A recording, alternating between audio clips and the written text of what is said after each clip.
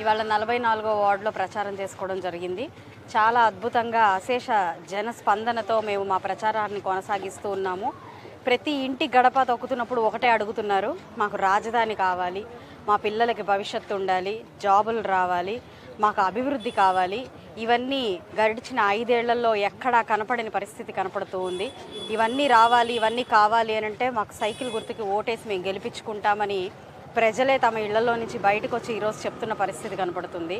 అంటే గడిచిన 5 ఏళ్లలో ఎలాంటి అభివృద్ధి లేక ప్రజలందరూ ఎన్ని రకాలైన ఇబ్బందులు పడుతున్నారో ఈరోజు గడప గడపకి వెళ్తున్నప్పుడు అర్థమవుతుంది. ప్రతి కుటుంబీకులు కూడా ఒకటే కోరుకుంటున్నారు, రేపు కూటమి గెలవాలి, మనకు అభివృద్ధిని చేసే నాయకులు రావాలి, ఖచ్చితంగా గళ్ళమాధవికి ఓటేసి మేము గెలిపిస్తాము అని చెప్పి వాళ్ళు ఎంతో హర్షం వ్యక్తం చేస్తున్నారు.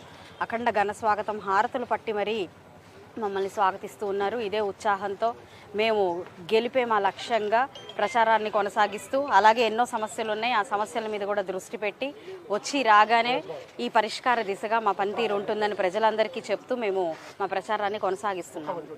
సైకిల్ గుర్తుకే మన ఓటు.